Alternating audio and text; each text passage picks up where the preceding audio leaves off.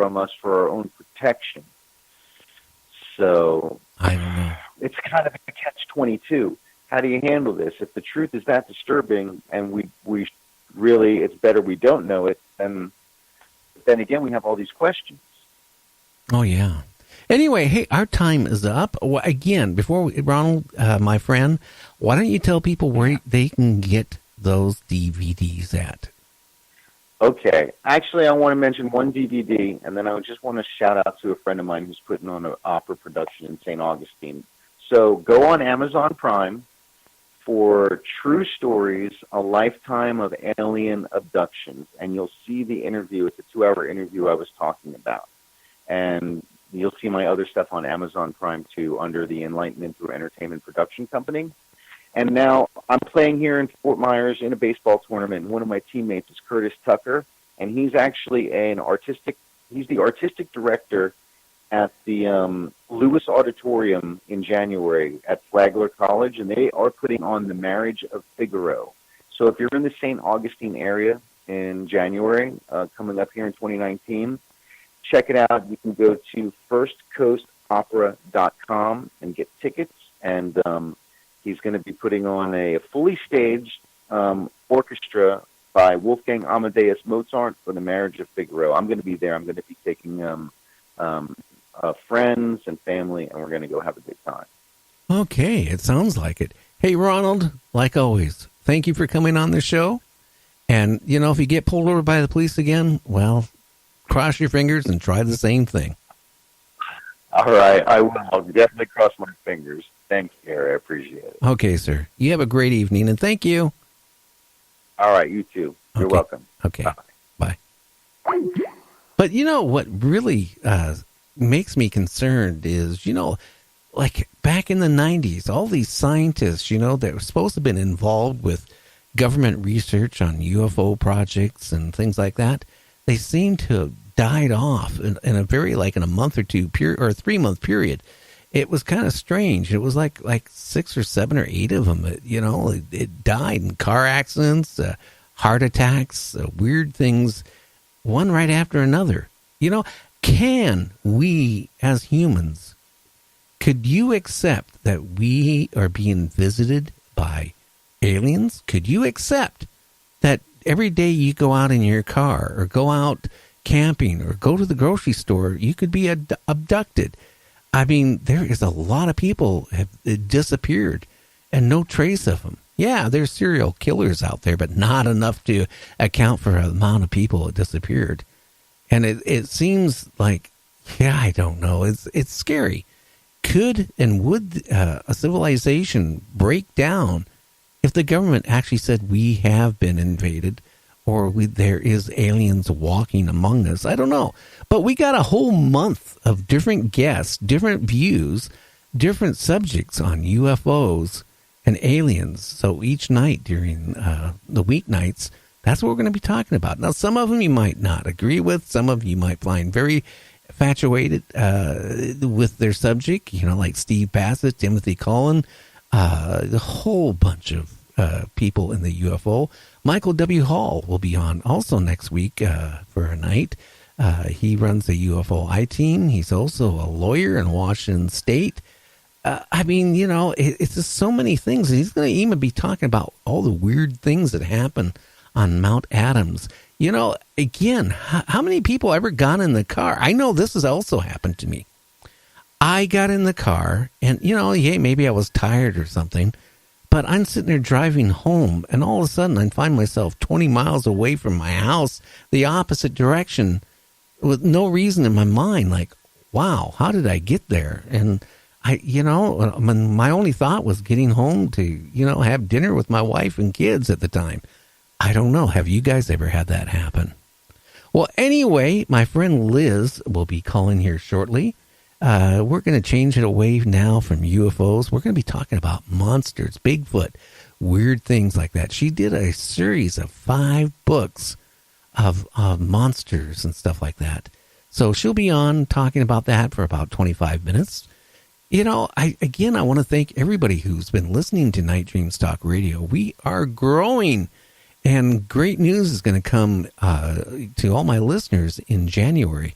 And I just want to thank you guys because you've really shocked me in the support you've given me for the way the show has turned out. And I'm still growing. You know, I was retired. I came back in radio after being retired, only after, a friend of mine that I known for quite a few years, Art Bell, told me, to get off my butt and stop riding a motorcycle before I kill myself and get back into broadcasting. And I said, hey, I'm too old to get back in commercial. And he goes, broadcasting. And he goes, no, go on the internet. Well, I'll be honest with you. I was pretty much a computer illiterate before I started the show. I mean, when I was in broadcasting before, I first started out, there was no computers. And then towards the last, when I was in broadcasting, the computers were kind of like, kind of hokey. And then, I had an engineer doing all that type of stuff. I just, answered the phone calls and stuff like that. This should be Liz. Well, who do we have here? Hi, it's Liz. Well, hi, Liz. How you doing tonight, my friend? Pretty good. Well, I was looking at some of that jewelry, I'm still going to get something for you from my wife for Christmas, but I don't want her to know about it. But, I mean, how do you get all this talent to write 5 books in that short a period of time and the jewelry and all this stuff when I have a hard enough time getting out of the bed in the morning and coming in here and book guests? That is a good question. I think part of it is I have always been really physical and done a lot of things physically, and when I couldn't do that anymore, I had to channel it somewhere else. Okay, now I got to ask you another question. That creepy stuff that was going around in your house, like the refrigerator or the bedroom door and all that stuff, is any of that stuff been going on anymore, or is that all simmered down? I heard the refrigerator door actually a couple of days ago. And the last time I was on air, I was on with Michael, and I was sitting in my car like now, and I had the windows down. And I heard something walking in the gravel beside the car in the driveway. And I looked expecting to see cat, raccoon, something, and there was nothing there. Ooh. Absolutely nothing. Now that would be scary. But something was crunching the gravel while I was on air with Michael. Well, as a former deputy in law enforcement, I mean, did you kind of, like the next morning, look for any footprints of anything there next to the car besides your own? It's gravel, so there weren't any footprints, but I had a flashlight here in the car with me, and I actually, while I was talking to him, was looking, all around the area, and there was absolutely nothing there. Scary. Now, you also the one, I think it told me one time you were out in your pasture or something like that, and you saw a kid walking, towards you or that direction, wearing like a hoodie and cargo pants or something, and all of a sudden, poof, he was gone?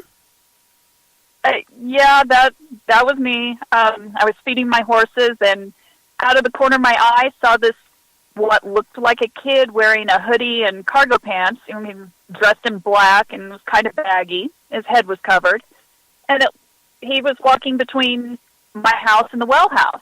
So I continue to feed the horses, keep watch, see that he has not walked back out. I go to see what he wants, thinking it's the neighbor kid, and there was no one there. Wow, that is freaky. And no footprints or no nothing in that case there either, right? Right, and in that case, it was muddy. There should have been footprints. I was leaving footprints, so there should have been something there, and there was absolutely nothing.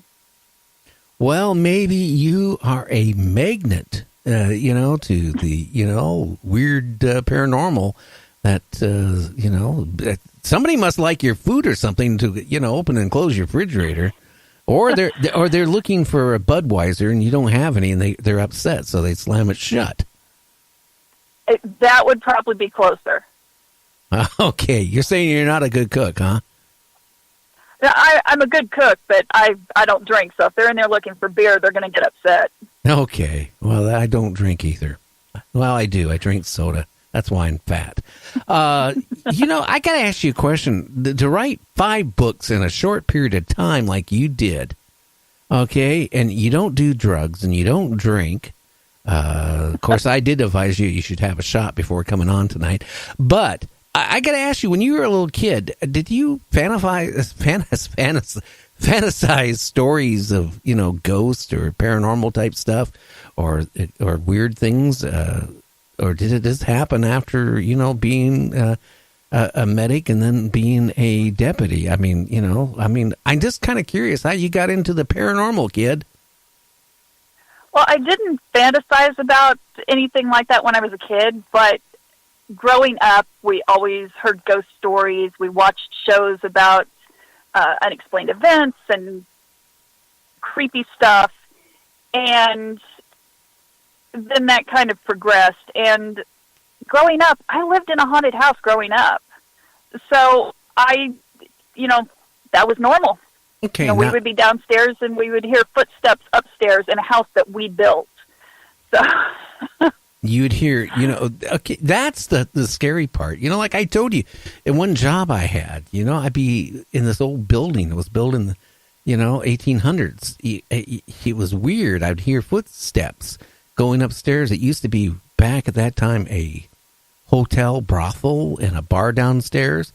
And, that's what got me after 16 years. I took a 16-year break out of broadcasting and took a job managing 3 photo, professional stores. And that got me to quit my job because, just too many weird things was going on there. I couldn't take it. It just kept progressing, year after year. But I would be in my office and I'd hear footsteps going up the old staircase, which now was the offices at that point, but used to be, going upstairs to the various floors for rooms, but the first time I was like only one person going up and down it. You'd hear the actual foot, stamping or stomping going up the stairs. And then all of a sudden I heard multiple people. And then all of a sudden I heard muffled talking. And when I started hearing the muffled talking, that was when I the next morning I went up to the owners and said, I'm not gonna be here working late at night anymore, and I don't want to work here anymore, and I quit.